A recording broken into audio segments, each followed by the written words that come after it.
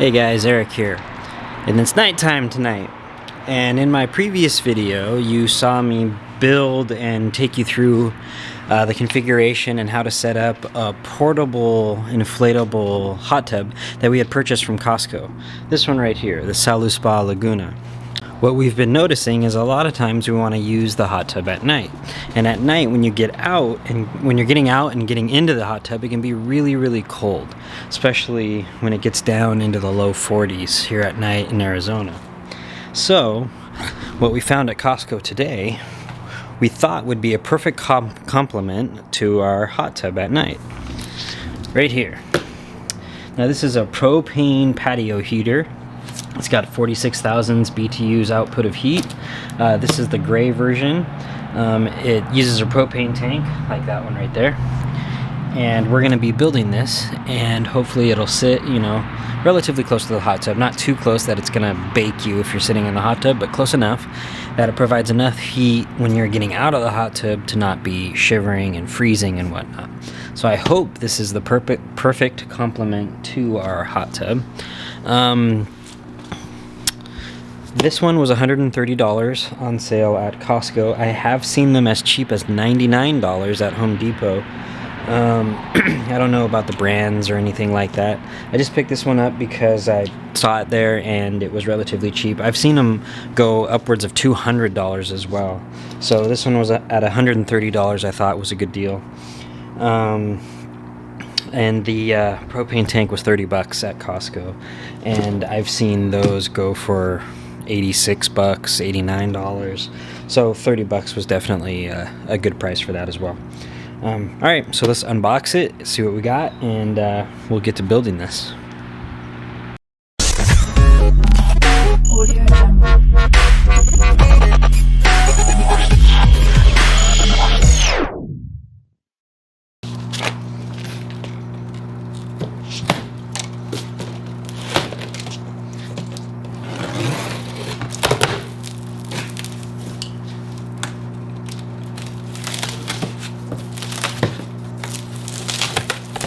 Alright, instructions, and they are like a book. I hope this thing isn't that complicated. Probably just multiple languages and whatnot.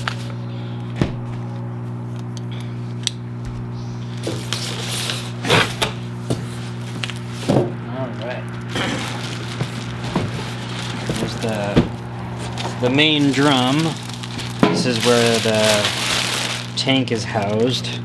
It's actually pretty nice. I've seen different ones where it's not powder coated as nice as this one. This one's got a little logo there. Nice.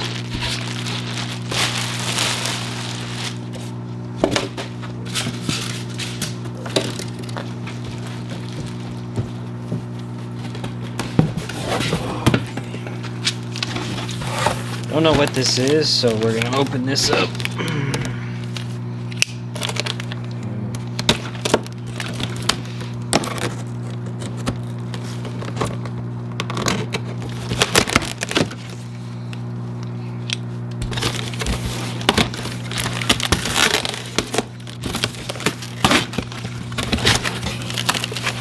This is like the hose supply for the tank. Smaller stuff in there. Oh no, yeah, this is the top. Okay.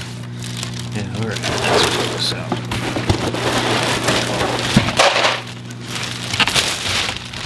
Alright.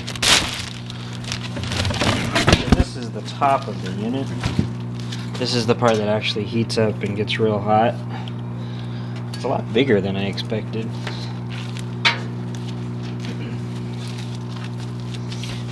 And some screws and tools. Looks like it's got a wrench and some Phillips head screws.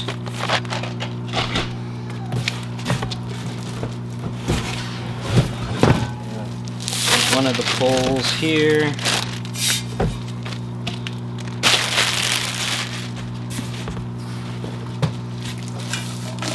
Another pole here. Let me back you guys up. Alright. The base is down there. Got some more stuff in here. Let's see what we got.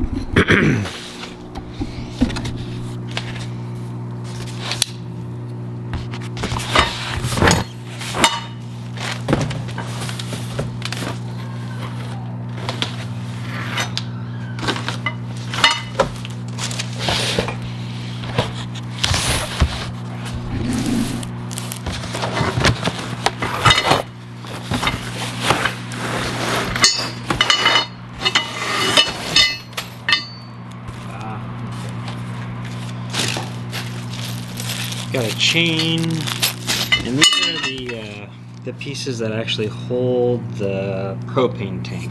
That'll make sense later.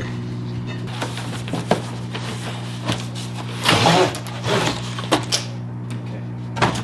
So this is the heat deflector. Let me angle this up.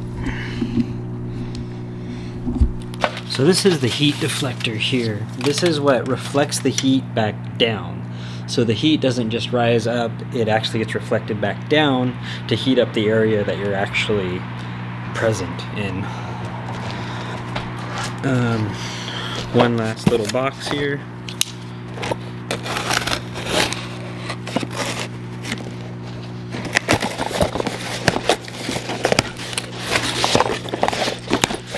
This looks like... So the actual piece that screws onto the propane tank and some wheels. Okay. Now we got to get the base out of the box. Okay, so here's the base of the unit. Pretty good size. It has this tank in it, which I'm guessing you're supposed to fill with water or sand or something to weigh it down. I'll probably fill it with water, just because I don't have any sand. So yeah, we'll take care of that. Okay, so I'm going to start assembling this.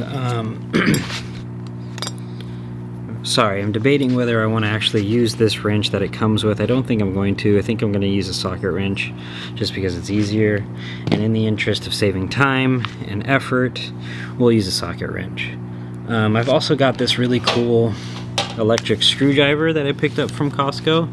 It's like a revolver, and it's got a few different bits, and they all come in like this little casing, and then you can just slide them forward and use it, and it's really neat. Makes it really easy to swap bits in and out. I like this thing. I think it was about, I want to say $25 from Costco. It's rechargeable. It's nice. I like it. I might use that with this as well. Let me go get a socket wrench and we'll get started. Alright, so the first thing that we're going to do is we're going to attach these little wheels here to this base. There's two screw holes here on the side. Let's see if I can lift this up. Two screw holes there on the side. This is going to attach here just with some little short screws that it comes with. And the idea is that you can tilt this when it's fully built, tilt it on the wheels, and roll it around to reposition it. Okay, now that we've got the wheels attached, just like that, attach the base there. Next part is to attach the posts that hold the propane tank to the base. And I'll show you how those go. These are the posts, these long pieces here, and they're just going to go right here like that. And let's see. Let me get you a better view.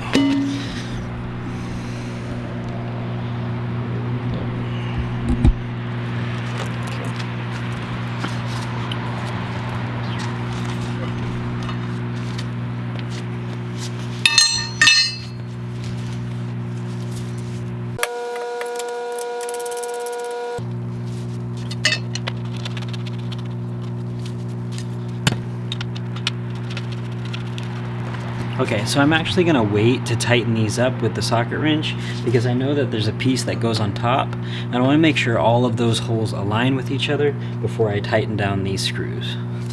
Alright, the next part is we've got to attach this, which they are calling the lower post, to the top here, just like that. Let me pull it back.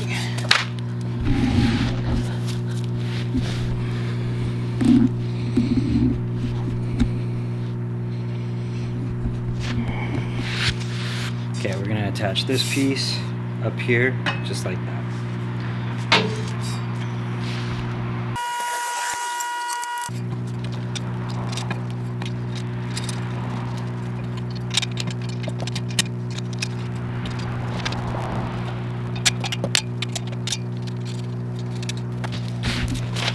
Okay, so I've attached the lower post to the post support.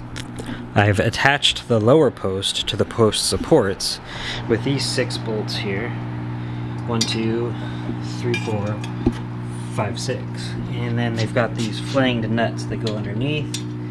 Right now they're just hand tightened. We'll tighten them all up with a wrench, and then that'll get this part secure. And that's where the propane tank sits. And then this post is going to get another part on top. Alright, next step is we're going to attach the lower post to the upper post. This is the upper post here, and we'll just go ahead and screw this on top.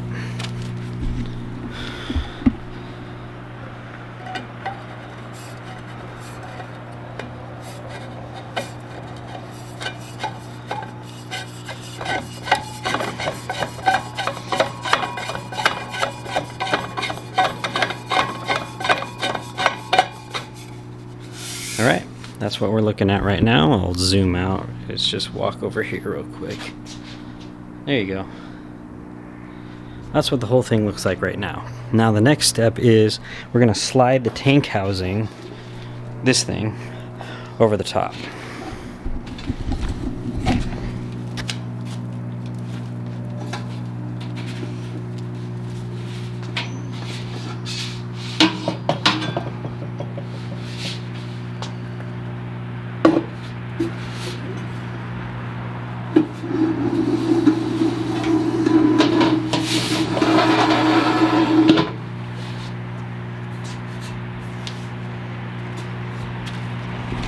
Alright, starting to look like a patio heater now. Check that out.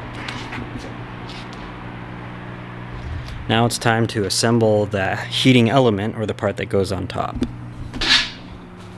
Alright, the next step is we're gonna have to attach these, which they are calling reflector studs, to the actual top of the unit.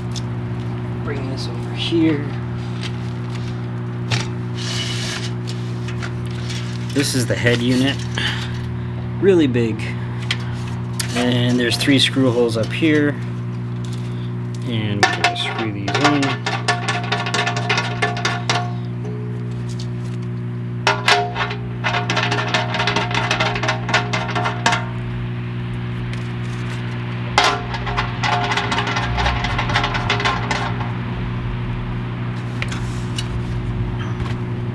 Alright, so the next step is to actually put this head unit on top of the upper post.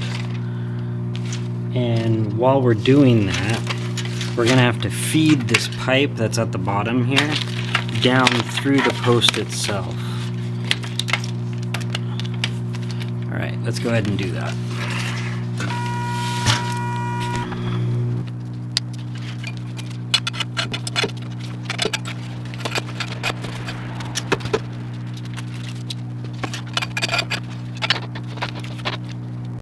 Alright, once you have the top with the pipe threaded all the way down, you want to make sure that the screw holes right here line up properly, and then you can insert the 4 screws to secure the head unit to the actual post.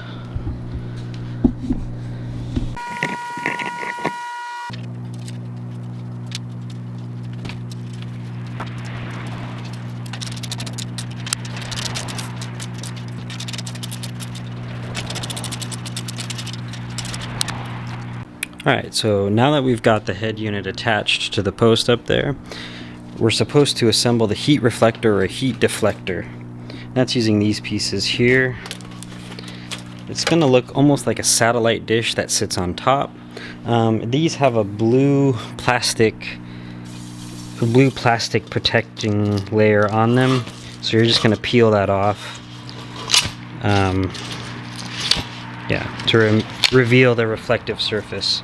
So we'll peel that off, and then we will attach these together almost like a satellite dish.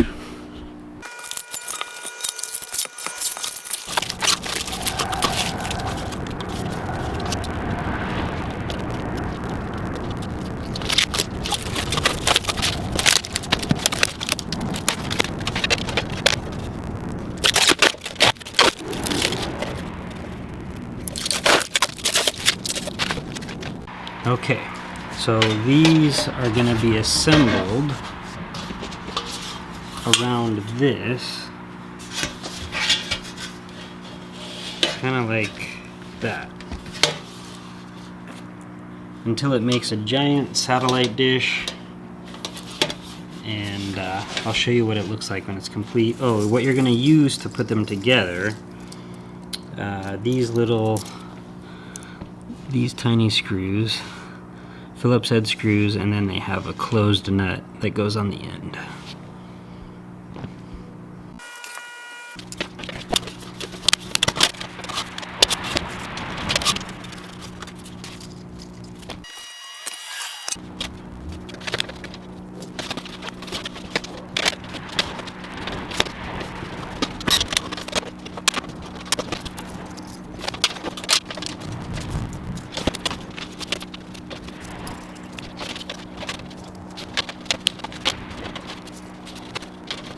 Alright, when you're done with that, you will have this satellite dish looking Captain America shield type thing.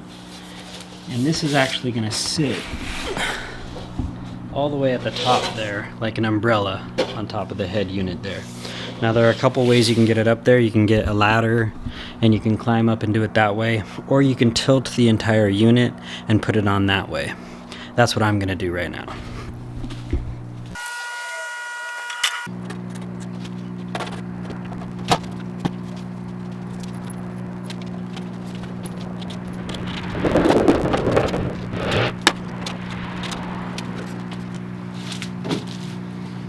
Alright, now that we have the heat reflector attached to the head unit at the top here, it's time to take care of the tank assembly, which is at the bottom here. So in order to do that, the first thing we're going to do is we take this barrel and we lift it up and we put it on the supports so we can get access to under here.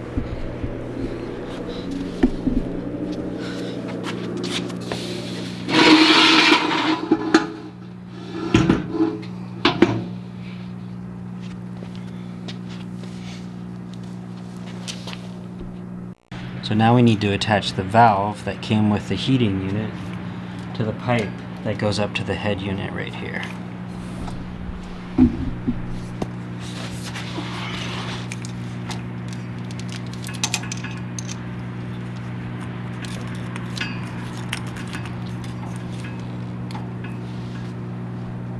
Once that's complete, we're ready to put the tank up onto the platform.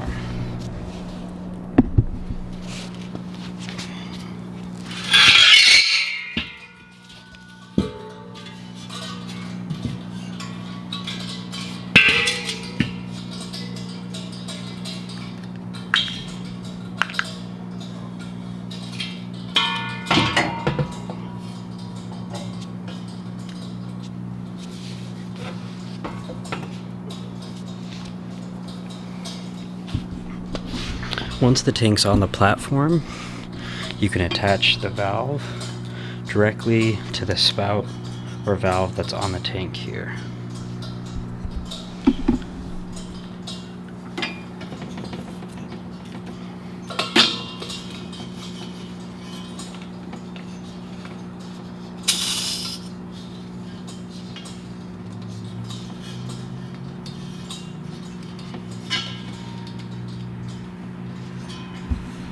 And you're going to want to make sure that's secure. It's just hand tightened right here. I haven't opened the tank yet, and that's important because we want to make sure that everything is okay on the head unit at the top. Okay, now that I've made sure that everything is secure, the tank is in place, and as you can see, I've wrapped the chain that came with it around the tank to keep it from coming out when we roll the unit around. Now we can put the barrel back.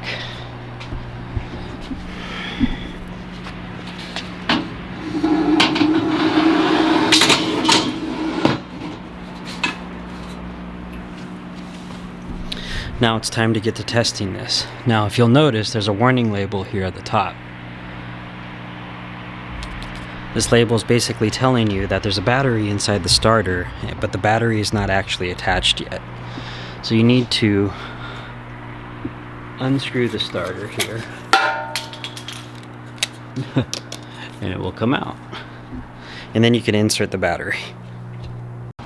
I apologize. I had originally said that the battery was inside the starter, but it wasn't connected. Turns out this unit doesn't come with a battery inside the starter, so you have to provide your own, and it's just a regular AAA battery. And you're just going to slide it inside the starter, and the way you can tell that it's in properly, when you press the starter, it makes that popping sound. That means it's sparking inside of there, and you're ready to test the unit. Okay. Alright, so how do you turn on your propane patio heater? This is how it works. First, raise the barrel.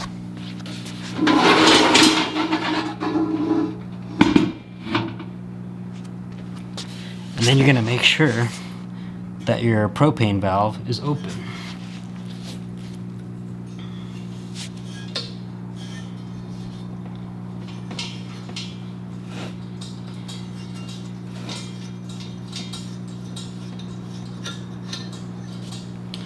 Once this is open, you can shut the barrel again.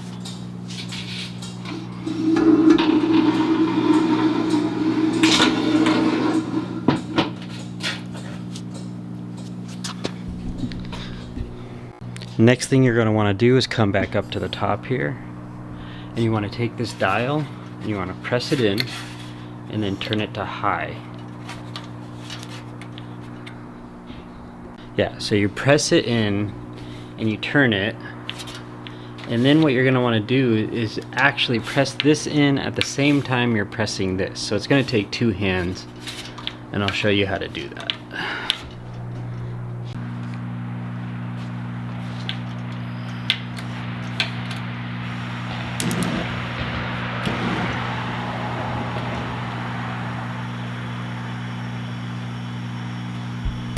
Once it's lit, you'll see the flames start right there, and then you can adjust the dial if you want it lower or higher. Keep in mind, the first time you use your unit, there's going to be a little bit of smoke. It's just burning off some of the residual stuff there from production, and it's okay that this is going to start to turn red and orange. That's how it provides the heat.